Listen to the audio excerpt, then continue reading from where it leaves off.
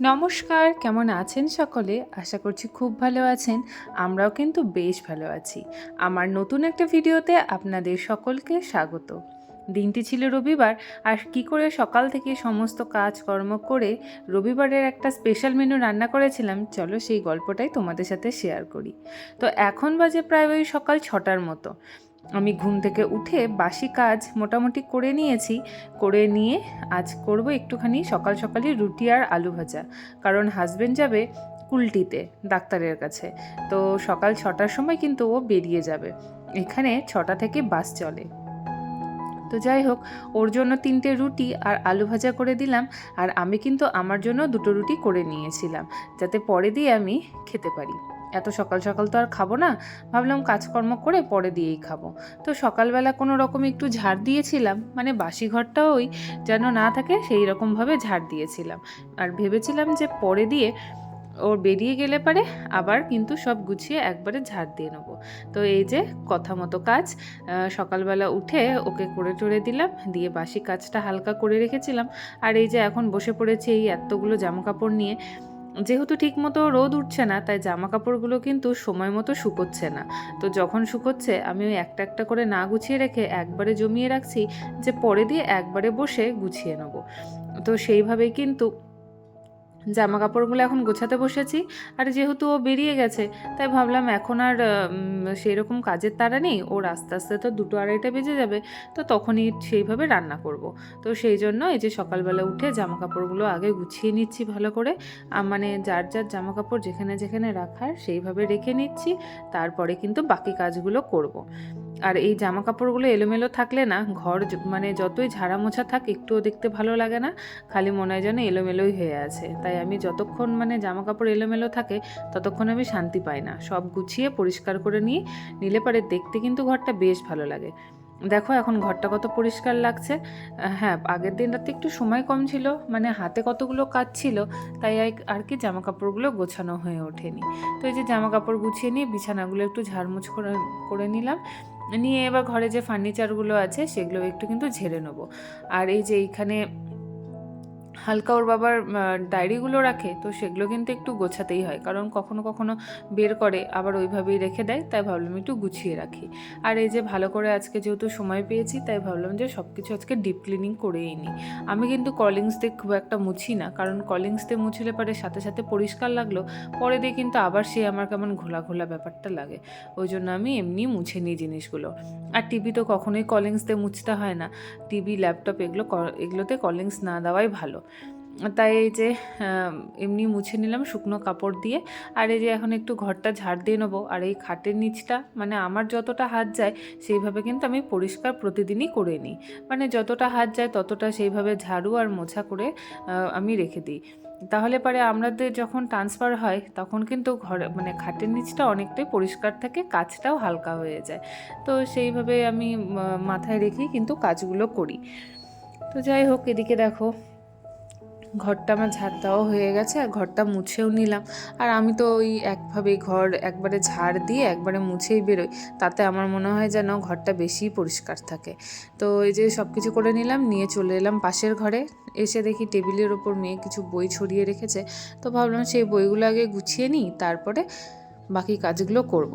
কারণ বাচ্চা মানুষ বই ওরকম ছড়ানোই থাকে, মানে মাঝে মাঝে তবুও যতটা পারে গুছিয়ে রাখে, কিন্তু এই যে ছোটো ছোটো কাগজপাতিগুলো ছড়িয়ে রাখে। তো যাই হোক, এই যে টেবিলটা গুছিয়ে নিলাম, নিয়ে ভাবলাম এবার আয়নাটাও ড্রেসিং টেবিলটাও ভালোভাবে গুছিয়ে মুছে নিই ভালো করে। যেহেতু আমার ড্রেসিং টেবিলটা ব্রাউন কালারের, তাই কিন্তু একটু ধুলো পড়লেই একদম বাজেভাবে হচ্ছে লাগে দেখতে, মানে একদম ধুলোটা যেন স্পষ্ট বোঝা যায় ওই ব্রাউন কালারের মধ্যে। তাই আমি কিন্তু প্রায় ডেলি এই যে শুকনো কাপড় দিয়ে ড্রেসিং টেবিলটা ভালো করে মুছে নিই। আর ড্রেসিং টেবিলটা মোছা থাকলে কিন্তু দেখতেও বেশ ভালো লাগে। তো এই যে ড্রেসিং টেবিলটা মুছে নিলাম, আর যে জিনিসগুলো রাখি মানে যে কসমেটিকগুলো রাখি টেবিলের উপরে, তো ওগুলো একটু সরিয়ে সরিয়ে ভালো করে মুছে নিলাম, কারণ প্রতিদিন তো ওইভাবে আর মোছা হয়ে ওঠে না, কারণ সময় থাকে না। তো ড্রেসিং টেবিলটা মুছে নিলাম ভালো করে, মুছে নিয়ে চলে এলাম বিছানা গোছাতে। আজকে যেহেতু সকালবেলা ওর বাবা বেরিয়ে গেছে, তাই সেভাবে বিছানাটা গোছাইনি, মানে আমি পরে দিয়ে গুছিয়ে নিলাম। আমি বললাম যে ঠিক আছে, অত সকালে আর গোছাতে হবে না, আর তাছাড়া মেয়েও ঘুমাচ্ছিল। তো ভাবলাম যে অত সকালে ডেকে কী হবে, আজকে তো ছুটিরই দিন, অন্য দিন তো উঠতেই হয়, তাই ভাবলাম যে আজকে আর ডাকবো না।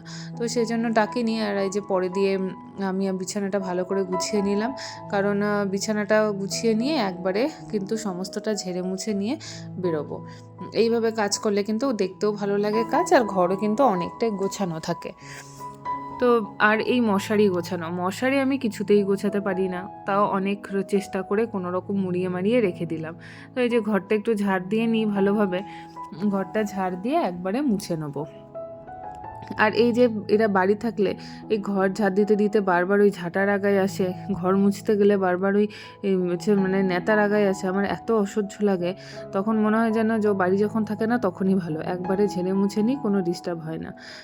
তো এই যে ঘরটা ভালো করে ঝাড় দিয়ে নিয়ে আমি যে ঘরটা এবার মুছে নেবো।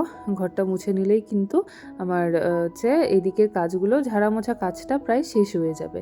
মানে এই ঘর দুটো পরিষ্কার করে নিলে কিন্তু বাইরেটা আমার পরিষ্কার করতে বেশি টাইম লাগে না, কারণ ডাইনিংয়ে হচ্ছে সেরকম কিছুই নেই, শুধু সোফাটায় গোছানোর আছে। সেই সোফাটা ভালো করে একটু গুছিয়ে রাখি, আর রাখলে পরে ওটা পরিষ্কার হয়ে যায়, কারণ ঘরে ঢুকতেই যেহেতু সোফাটার সামনে পড়ে, তো ওটা গুছিয়ে না রাখলে কিন্তু ভালো লাগে না দেখতে।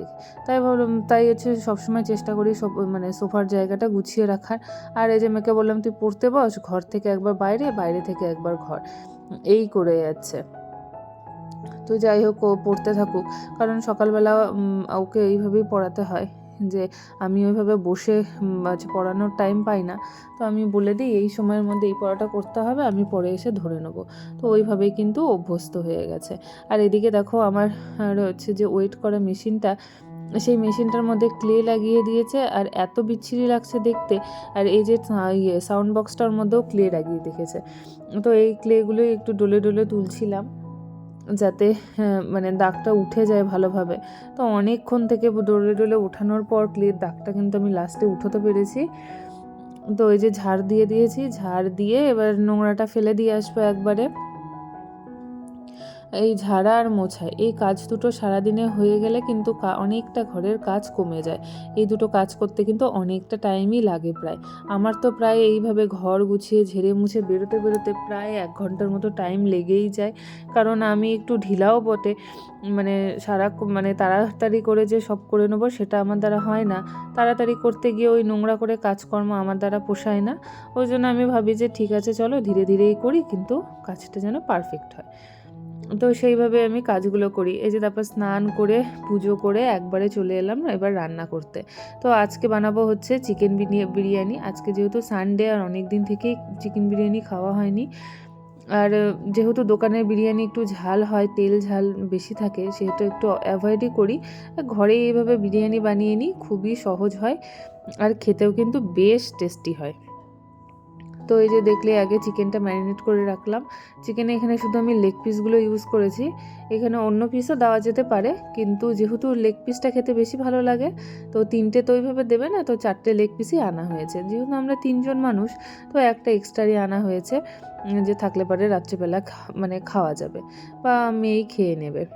তো যাই হোক, এদিকে চিকেনের বিরিয়ানিতে আলু দেবো না সেটা কি করে হয়। তো এই যে আলুগুলো ছুলে নিয়ে একটু লবণ হলুদ দিয়ে ভেজে নিলাম, গোটা গোটা আলুই দিয়েছি। আর যাতে ভালোভাবে সেদ্ধ হয়ে যায় তার জন্য কিন্তু লেগ পিস আর আলুটা আমি কিন্তু প্রেশারে 2টো সিটি মেরে নিয়েছি। এইভাবে প্রেশারে করলে কিন্তু চিকেনটা ভেতর থেকে খুব জুসি হয়, আর খুব সুন্দর সেদ্ধ হয়ে যায়। তো আর এদিকে এই যে বিরিয়ানির জন্য বেরেস্তাগুলো ভাজতে হবে। তো অনেকটা যেহেতু বিরিয়ানি আছে, মানে 4টে লেগ পিসের জন্য বিরিয়ানি, আর তাছাড়া কিন্তু আমি চিকেনের যে গ্রেভিটা বানাবো সেটা কিন্তু আমি এই বেরেস্তা দিয়েই বানাবো। তো সেই জন্য কিন্তু অনেকটা বেরেস্তাই আমাকে বানাতে হয়েছিল। তো বেরেস্তাগুলো ভেজে নিয়েছি, আর বেরেস্তা ভাজার সময় কিন্তু আমি এখানে 1 ফোঁটাও নুন দিইনি। নুন দিলে কিন্তু হচ্ছে পেঁয়াজগুলো থেকে জল বেরোবে, আর পেঁয়াজটা কিন্তু বেশ ক্রাঞ্চি একটা ভাব যে থাকে বেরেস্তার, সেটা কিন্তু হবে না।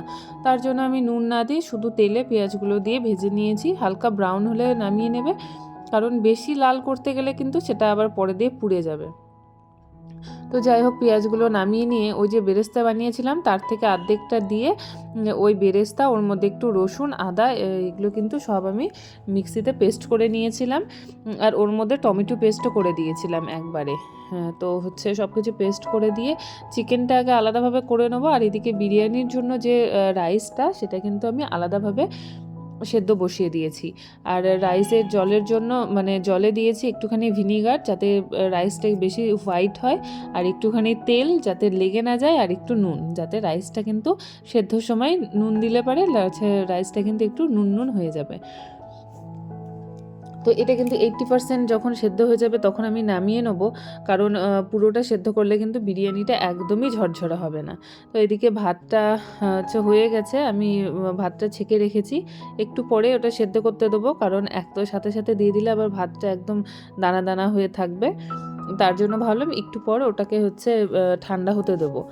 তো এইদিকে আমি এই যে বানিয়ে মানে কয়েকটা বাসন ছিল সেগুলোও মেজে নিলাম, যাতে হাতের কাজটা একটু তাড়াতাড়ি হয়ে যায়, কারণ এই টাইমটা কিছুই করার ছিল না। ওদিকে চিকেনও হয়ে গেছে, এদিকে ভাতও হয়ে গেছে, শুধু এবার দমে বসানোর অপেক্ষা। তো ভাবলাম যে চলো ততক্ষণ হচ্ছে একটুখানি আমি বাসনগুলো মেজে নিই। তো এই যে ভাতটা ঠান্ডা করতে দিলাম, আর এবার হচ্ছে এই হাঁড়িতেই কিন্তু আমি দমে বসাবো। তো তার জন্য ওই যে একটুখানি হচ্ছে তেজপাতা নিচে দিয়ে দিয়েছি, তার উপরে রাইস, তার উপরে চিকেন, তার উপর দিয়ে একটু বেরেস্তা ছড়িয়ে দিয়ে আর হচ্ছে বিরিয়ানি মশলা ছড়িয়ে দিয়েছি। আর এইভাবেই কিন্তু আমি সিম্পল ওয়েতে এই হচ্ছে বিরিয়ানি লেয়ারিংটা করেছিলাম। বাড়ির বিরিয়ানি বলে আমি অত বেশি রিচ করিনি, হালকার মধ্যেই করেছিলাম, কারণ যেহেতু মেয়ে খাবে ওর বায়নাতেই করা। এবার বেশি রিচ করে ফেললে, বেশি তেল ঝাল দিয়ে দিলে কিন্তু ও খেতে পারবে না, তাই ও যাতে খেতে পারে সেইভাবেই কিন্তু আমি হালকা মতোই করেছিলাম। তো এই যে সেকেন্ড লেয়ারিংটাও করে নিলাম, সেম প্রসেসিংয়ে করেছি, মানে আগে যেভাবে করেছিলাম সেইভাবেই। আবার এই যে মাংসটা দিয়ে তার উপরে কিন্তু যে ভাতটা ছিল বাকি সেটাও দিয়ে দিলাম, দিয়ে ওইভাবে কিন্তু সেম প্রসেসিংয়ে আমি কিন্তু লেয়ারিংটা করে নেবো। প্রথমে যে মাংসগুলো, রাইসটা দেওয়ার পর মাংসটা দিয়ে দিচ্ছি, তারপরে বেরেস্তা, তারপরে বিরিয়ানি মশলা। আর এইবারে কিন্তু যে গ্রেভিটা ছিল সেই গ্রেভিটা আমি বললাম যে এমনি কেন রাখবো, এটা দিয়েই দিই বরঞ্চ ভালো লাগবে খেতে। তো গ্রেভিটা পুরো দিয়ে দিয়েছি। আর এই যে বেরেস্তাটা দেখো কতটা হচ্ছে ঝরঝরে হয়েছে, আর কালারটা কত সুন্দর হয়েছে। আর এদিকে যে কেশারের সাথে দুধটা আমি মিলিয়ে রেখেছিলাম, ওর মধ্যে কিন্তু গোলাপ জল, কেওড়া জল আর হচ্ছে মিঠা আতর আমি দিয়ে দিয়েছিলাম। তো সবটা এই যে দিয়ে লাস্টে কিন্তু এবার দমে বসানোর পালা। ও হ্যাঁ, লাস্টে একটুখানি ঘি দিয়েছি, আর হচ্ছে বিরিয়ানি মশলাটা দিয়ে দিয়েছি, যাতে কিন্তু ফ্লেভারটা খুব সুন্দর ওঠে। তো এই যে লাস্টে এবার হচ্ছে শুধু দমে বসানোর পালা।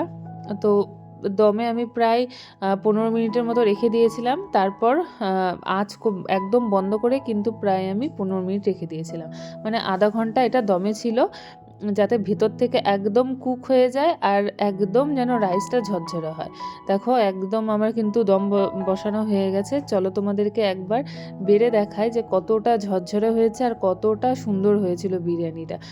মানে না খেলে বিশ্বাস হবে না যে ঘরের বিরিয়ানিও এত সুন্দর হয়। তো চলো এবার এই খাওয়া দাওয়া করে নিলেই কিন্তু আমার সারাদিনের কাজ কমপ্লিট। তো আজকে আর ভিডিওটা বেশি বাড়াবো না। তোমাদের বিরিয়ানির রেসিপিটা কেমন লাগলো আমাকে কমেন্ট করে জানিও, আর আজকের ভিডিওটা কেমন লাগলো সেটাও জানিও। আজকের মতো টাটা, দেখা হবে তোমাদের সাথে পরের ভিডিওতে। ততক্ষণের জন্য ভালো থেকো, সুস্থ থেকো।